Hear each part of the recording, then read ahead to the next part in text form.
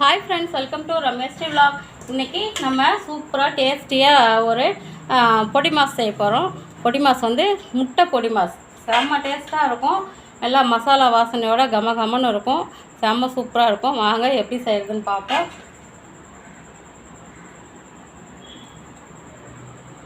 பாருங்க, நான் ஸ்டவ்வில் ஒரு வானல் வச்சு சூடு பண்ணி வச்சுருக்கேன். வானல் சூடானதுக்கப்புறம் நம்ம எண்ணெய் ஊற்றிக்கலாம். நான் வந்து ஒரு சட்னி கரண்டியில் ஒரு கரண்டி அளவுக்கு எண்ணெய் ஊற்றிருக்கேன். எண்ணெய் நல்லா சூடாயிடுச்சு. நான் வந்து இங்கே ஒரு 4 வெங்காயம், பெரிய வெங்காயமாக எடுத்து 4 வெங்காயம் கட் பண்ணி வச்சுருக்கேன். ஒரு 2 பச்சை மிளகாய் அப்படியே முழுசாக போட்டிருக்கேன். கட் பண்ணல, முழுசாக போட்டிருக்கேன். வாசனைக்காக தான். கொஞ்சமாக கருவேப்பிலை எடுத்து வச்சு கிள்ளி வச்சுருக்கேன். ஒரு சின்ன தக்காளி கட் பண்ணி வச்சுருக்கேன். இப்போ எண்ணெய் சூடாயிடுச்சு. நம்ம கட் பண்ணி வச்ச வெங்காயம், பச்சை மிளகாய், கருவேப்பிலை போட்டுடலாம். போட்டுட்டு வெங்காயம் வந்து தீயாத அளவுக்கு நல்லா துவலாக வதக்கணும்.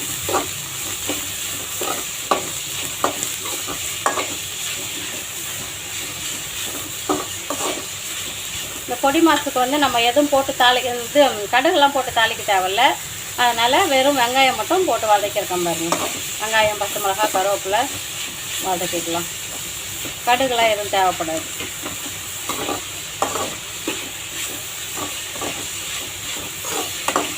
பச்சை மிளகாய் வந்து நான் வாசனைக்காக தான் போட்டிருக்கேன். காரத்துக்கு நம்ம மிளகாத்தூள் போட போகிறோம். இதில் மிளகாத்தூளும் மிளகுத்தூளும் போட போகிறோம். அதனால் பச்சை மிளகாய் அதிகம் போடலை, கட் பண்ணியும் போடலாம். வெங்காயம் அப்படியே வதங்கட்டும். வெங்காயம் லைட்டாக இந்த அளவுக்கு வதங்கினதுக்கப்புறம் ஒரு தக்காளி கட் பண்ணி வச்சுருக்கேன். சின்ன தக்காளி தான் கட் பண்ணி வச்சுருக்கேன். அது போட்டு வதக்கிக்கலாம். ஆனால் தக்காளி வந்து நல்லா துவலாக வதங்கக்கூடாது. லைட்டாக தான் வதக்கணும். தக்காளி வந்து லைட்டாக தான் வதக்கணும்.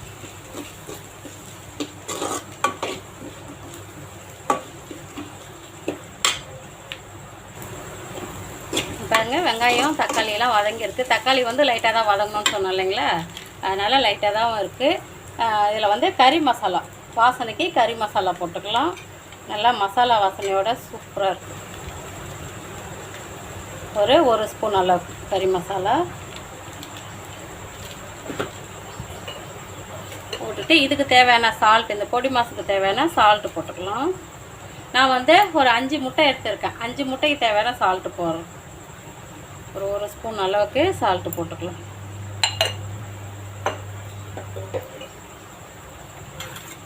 குழம்பு மிளகாத்தூள் ஒரு ஸ்பூன் அளவுக்கு போட்டுக்கலாம்.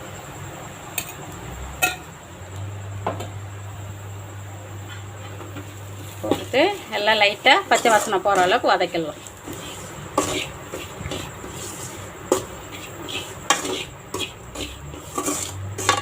தக்காளி இந்த மாதிரி மூச்சாக தான் இருக்கணும். பார்க்குறதுக்கு இந்த மாதிரி தான் இருக்கணும். சாப்பிடும்போது நல்லா டேஸ்ட்டாக இருக்கும். இந்த தக்காளி சாப்பிடும்போது டேஸ்ட்டாக இருக்கும்.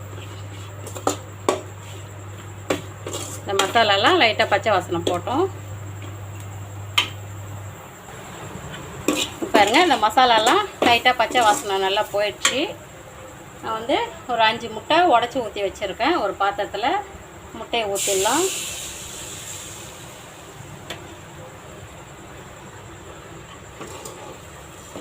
முட்டையில் எல்லா மசாலாவும் இந்த வெங்காயம், தக்காளி எல்லாம் கலக்கிற மாதிரி கிண்டி விட்டுடலாம்.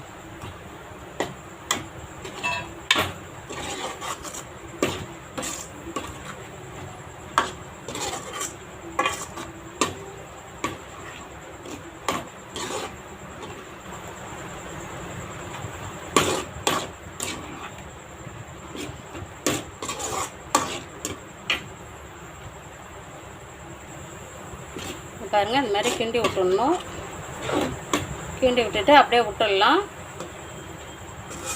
எல்லாம் அந்த மசாலா, உப்பு, காரம் எல்லாம் முட்டையில் ஒரே ஈவனாக கலந்துச்சு பாருங்கள். அப்படியே இருக்கட்டும்.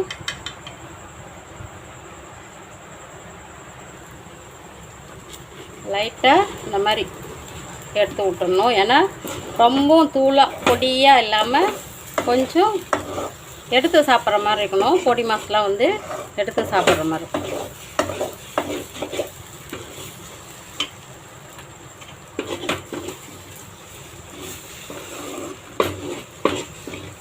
நம்ம அப்படியே கொஞ்சம் நேரம் விட்டோம் இல்லைங்களா, அதனால் அடியில் நல்லா தண்ணி வற்றி இந்த மாதிரி உருண்டு வருது பாருங்கள்.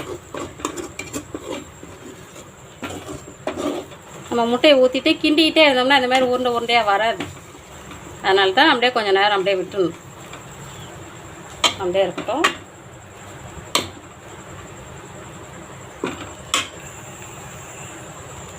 பாருங்கள் முட்டை நல்லா ரெடி ஆகிடுச்சு.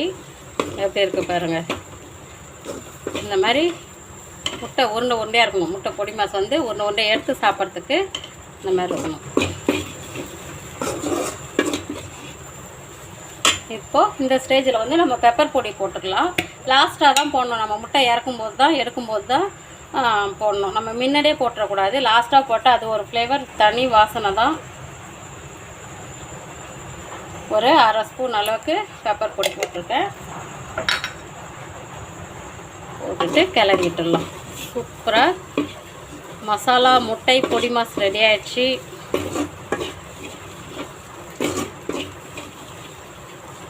அவ்வளோதான்.